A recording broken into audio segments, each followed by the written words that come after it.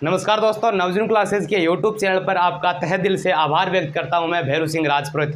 देखिए, आपकी आधुनिक भारत की प्लेलिस्ट पूरी बनकर तैयार हो चुकी है। पूरे 20 या 21 वीडियो उसके अंदर पूरे संधियों से लेकर हमने एकीकरण तक आपकी क्लास ले लिया। अच्छी तरीके से नोट्स आप बना सकते हैं। अब कुछ विशेष ग्राम सेवक जो कि अभी एग्जाम होने वाला है, परी हो गया, मेंस है, तो उनके लिए कुछ विशेष टॉपिक है जो कि यूट्यूब पर बहुत ही कम मिलते हैं और मिलते हैं तो भारत और राजस्थान के जो जितने भी महाजनपद हैं उनको साथ में सम्मिलित रूप से पढ़ाया जाता है। तो बच्चे कंफ्यूज रहते हैं, उनको समझ में नहीं आता अच्छे तरीके से। लेकिन आज के वीडियो में हम और सिर्फ राजस्थान के महाजनपद लेकर आए हैं। राजस्थान के अंदर कौन से महाजनपद हमें पढ़ने हैं एग्जाम के पॉइंट ऑफ व्यू से। देखिए, सबसे पहले बात क्या करते हैं, ऐसा नहीं है कि राजस्थान के महाजनपद अलग है। देखो, होता क्या है कि प्राचीन काल से ही प्राचीन काल से ही महाजनपदों का उदय होता आया है।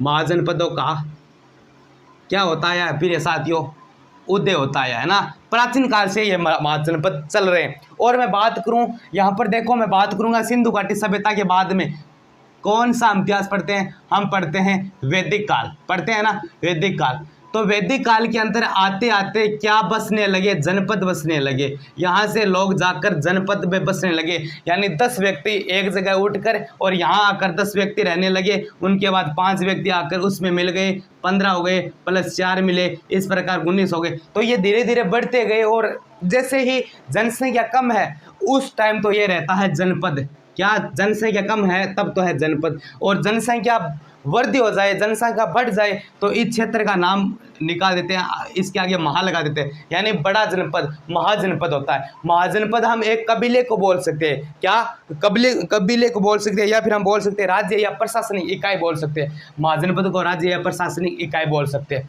तो देखो, होता क्या है, 6ठी शताब्दी वैदिक काल, उत्तर वैदिक काल पूरा होते होते अनेक स्थानों पर जनपद बसने लगे और वहाँ की जनसंख्या तीव्र गति से बढ़ने लगी। तब वहाँ क्या हो गया, महाजनपद हो गया।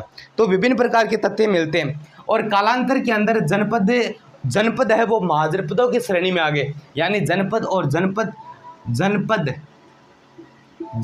प्लस जनपद मिलने लगे तो क्या होने लगा, इनका निर्माण या फिर नाम बोले तो महाजनपद काल होने लगा। महाजनपद यानी बड़े बड़े जनपद हो गए। और भारत की दृष्टि से देखिए तो हमें कितने महाजनपद हमें पढ़ने को मिलते हैं, 16 महाजनपद पढ़ने को मिलते हैं। कौन कौन से हैं, अंग, मगध, काशी, कौशल, वज्रसंज्ञ, मल्ल, चेदी, वत्स्य, कुरु, अस्म, कामंती, गांधार, कंबो, सूरसेन, पांचाल, मत्स्य, इस प्रकार 16 महाजनपद है ना। कितने महाजनपद है, 16। और इनकी सबसे पहले हमें इनकी जानकारी कहाँ से मिलती है, इन महाजनपदों की जानकारी कहाँ से मिलती है, तो हमें एक तो बौद्ध ग्रंथ पढ़ना होगा। कौन सा, बौद्ध ग्रंथ, और एक पढ़ना होगा हमें जैन ग्रंथ। इन 2 ग्रंथों के माध्यम से हमें महाजनपदों की जानकारी मिलती है। बौद्ध ग्रंथ कौन सा है, जैन ग्रंथ कौन सा है, तो बौद्ध ग्रंथ कौन सा है, अंगुत्तर निकाय। कौन सा है, अंगुत्तर निकाय। अंगुत्तर निकाय से हमें 16 महाजनपदों की सूची मिलती है। और जैन ग्रंथ कौन सा है, जैन ग्रंथ है भगवती सूत्र है। कौन सा मेरे प्रिय साथियों, भगवती सूत्र है, भगवती सूत्र। इससे 16 महाजनपदों की सूची हमें जानकारी मिलती है। लेकिन हम तो पढ़ रहे हैं राजस्थान के संदर्भ में, तो आपको राजस्थान के संदर्भ के अंदर मुख्य रूप से कितने पढ़ने हैं, 4 ही पढ़ने हैं। अब मैं बता देता हूँ महाजनपद का या फिर जनपद का क्या, महाजनपद का शाब्दिक अर्थ क्या होता है, महाजनपद का अर्थ क्या होता है, तो इसका अर्थ होता है राज्य या प्रशासनिक इकाई। राज्य बोल सकते हैं, उस टाइम महाजनपद बोलते थे, वर्तमान में हम राज्य बोलते हैं। जैसे राजस्थान है, तेलंगाना है, बिहार है, उड़ीसा, उस प्रकार राज्य, या फिर बोल सकते हैं प्रशासनिक इकाई, प्रशासनिक इकाई। अब राजस्थान के अंदर हमने कितने पढ़ने हैं, तो राजस्थान के अंदर मुख्य रूप से हमें 4 पढ़ने हैं। राजस्थान के महाजनपद कितने, 4 पढ़ने हैं। पहला कौन सा है, हम पढ़ेंगे मत्स्य जनपद के बारे में, मत्स्य महाजनपद के बारे में। दूसरा है वो पढ़ेंगे हम सीवी के बारे में, सीवी जनपद या सीवी महाजनपद। तीसरा पढ़ेंगे हम, ये मिलता है आपका सूरसेन, ठीक है। और चौथा हम पढ़ेंगे मत्स्य हो गया, सीवी हो गया, सूरसेन हो गया। और बीकानेर वाला क्षेत्र कौन सा है, जांगल महाजनपद या जांगल जनपद, ये पढ़ेंगे। मत्स्य, सीवी, सूरसेन, जांगल, ये क्या है, ये है राजस्थान के अंदर उस समय ये 4 जो महाजनपद हम पढ़ेंगे वो कहाँ थे, वो थे राजस्थान के अंदर, और आज इन्हीं का हम वर्णन करेंगे, इन्हीं के बारे में पढ़ेंगे। संक्षिप्त रूप से नहीं पढ़ेंगे बल्कि एक विस्तृत रूप से चर्चा करेंगे। देखो जो महाजनपद होते हैं वो दो प्रकार के होते हैं ना। महाजनपद कितने प्रकार के होते हैं? दो प्रकार के। एक होता है राजतंत्र और एक होता है गणतंत्र। राजतंत्र और दूसरा कौन सा? गणतंत्र। कुछ के अंदर राजतंत्र प्रचलित था बल्कि कुछ के अंदर आपका गणतंत्र प्रचलित था, या फिर गणतंत्र राजाओं का जो शासन होता है वो राजतंत्र, और गणतंत्र यानी एक मुख्य को बना दिया जाता है, जनता के द्वारा जो शासन किया जाता है ना उनको। अब्राहम लिंकन की आपने परिभाषा सुनी होगी। तो ये हो गई कुछ बेसिक इन्फॉर्मेशन। अब एक हम छोटे छोटे जितने भी मत्स्य है, सीवी है, सूरसेन है, जंग, इनके बारे में पढ़ लेते हैं क्योंकि यहीं से एग्जाम में क्वेश्चन वगैरह पूछा जाता है। तो हम राजस्थान के अंदर कितने हैं? 4 है। कौन कौन से हैं मैंने लिख दिए हैं पॉइंट ऑफ व्यू से। हर एक चीज़ को नोट कीजिए, साथ में नोट्स बनाइए, तभी ये डाउट है वो क्लियर होगी। ये भारत के संदर्भ में पढ़ाया जाता है, राजस्थान के विशेष अलग प्रकार से किया नहीं जाता है ना। तो हम 4 वापस लिख लेते हैं। क्या? राजस्थान के महाजनपद लिखिए आप, राजस्थान के महाजनपद कौन कौन से? देखिए पहला कौन सा है? मत्स्य। चलो मत्स्य के बारे में पढ़ते हैं।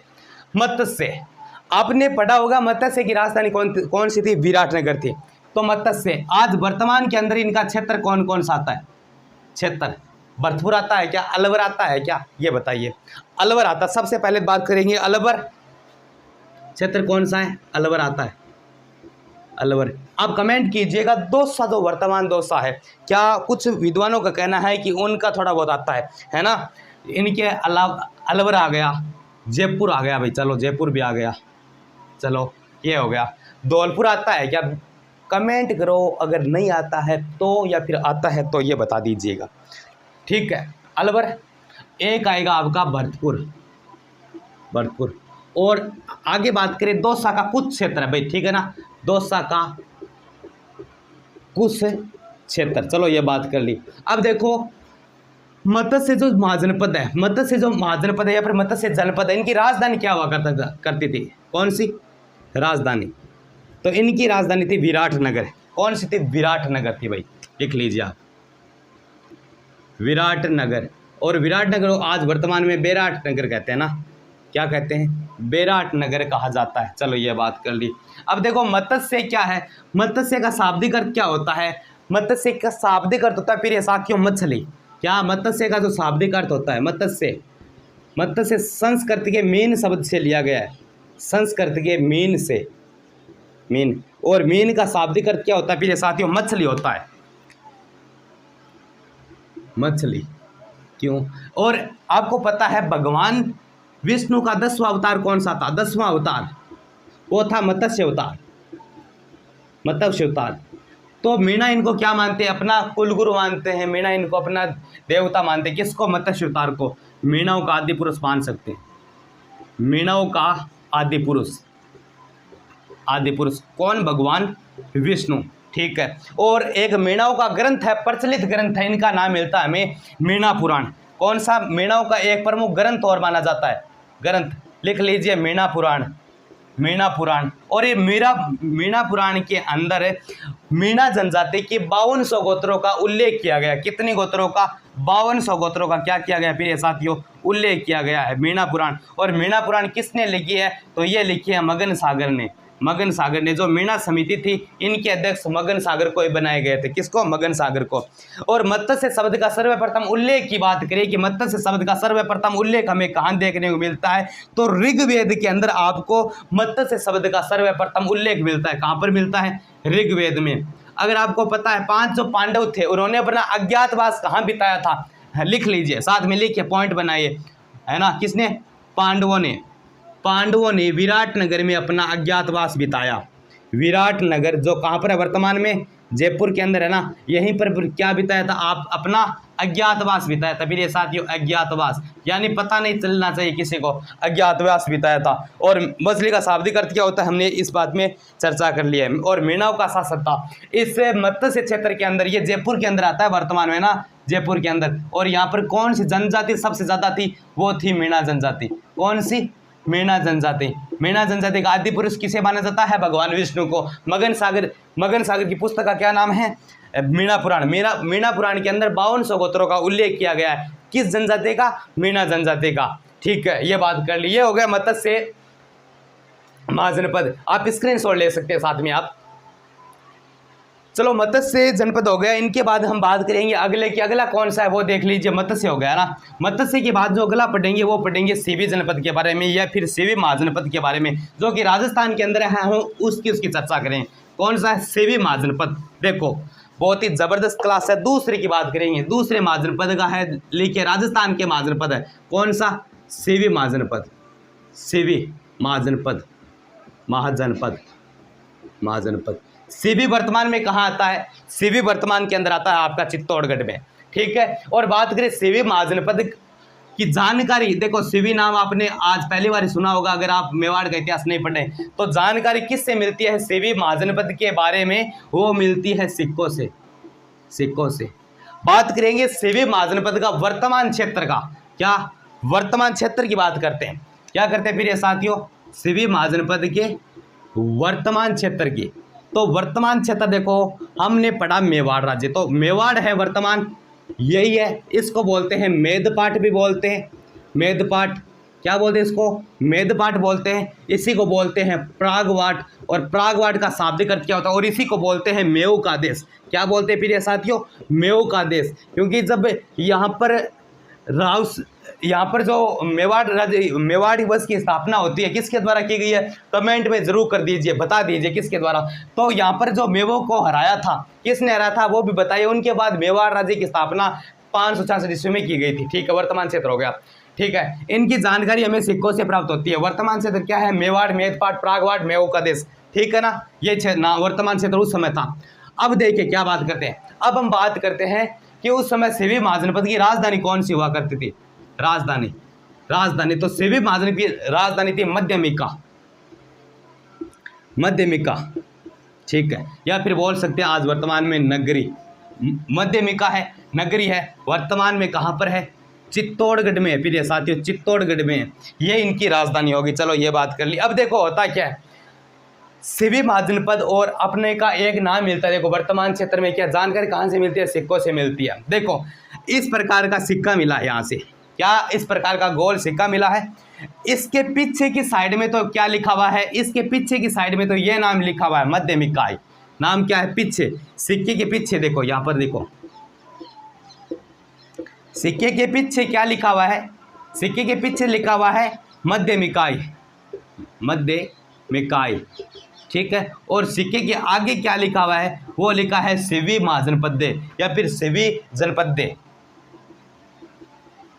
सीवी जनपद ये लिखा हुआ है सिक्के के आगे। ये बात कर ली सीवी जनपद की। देखो हमने 4 पढ़े थे। कौन कौन से? मत्स्य पढ़ लिया, सीवी पढ़ लिया। अब कौन सा? सूरसेन बच गया और पांचाल बच गए। सॉरी, सूरसेन और आपका बीकानेर वाला क्या नाम है? जांगल है, वो देखिए। अब तीसरी की बात करते हैं सूरसेन की। सूरसेन की राजधानी कौन सी? एक बार कमेंट कर दीजिए जल्दी से। मैं लिखूं उससे पहले आपका कमेंट मुझे शो हो जाना चाहिए ना, ये बात अच्छी रहेगी जी। चलो बात करते हैं तीसरे महाजनपद की। राजस्थान का जो तीसरा महाजनपद पढ़ने जा रहे हैं वो आपका है सूरसेन। सूरसेन की राजधानी कौन सी थी? राजधानी ये थी मथुरा। और मथुरा के ऊपर किसका शासन था? शासन किसका था? लिख लीजिए शासन। यहां था यादव वंश का, यदवी लिख सकते हो, यदवी वंश का, यदवी राजाओं का वंश था, यदवी वंश था यहाँ पर। ठीक है ना। राजधानी कौन सी थी? मथुरा थी। ये बात कर ली। क्षेत्र कौन सा आता है? भरतपुर, धौलपुर, करौली। क्षेत्र, वर्तमान क्षेत्र भरतपुर, धौलपुर, करौली।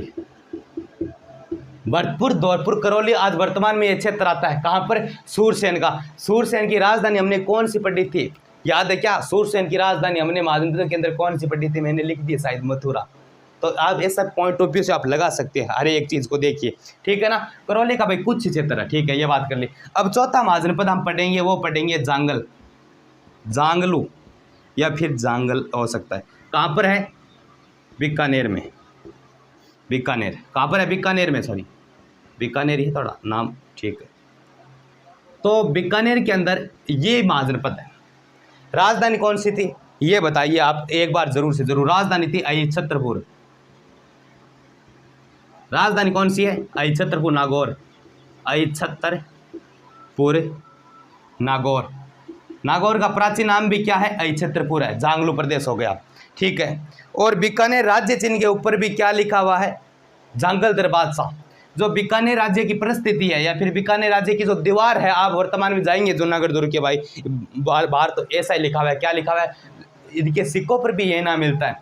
जांगलू के जो सिक्के हैं ना, इनके ऊपर भी यही नाम मिलता है। क्या? जांगलदर बादशाह, जांगलदर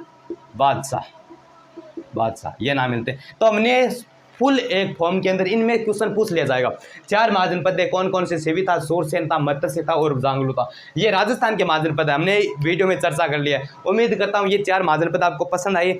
आपको कोई भी राजस्थान से इतिहास से रिलेटेड या फिर इंडियन या फिर पॉलिटिक्स ज्योग्राफी कोई भी टॉपिक चाहिए, आप कमेंट करें। अगर आप यूट्यूब पर नहीं मिला तो हम पूरी देने की कोशिश करेंगे। तो अगर ये वीडियो आपको थोड़ा बहुत ही हेल्पफुल लगा, आपके भविष्य की कामने है तो इस वीडियो को लाइक शेयर एंड सब्सक्राइब जरूर करें। धन्यवाद।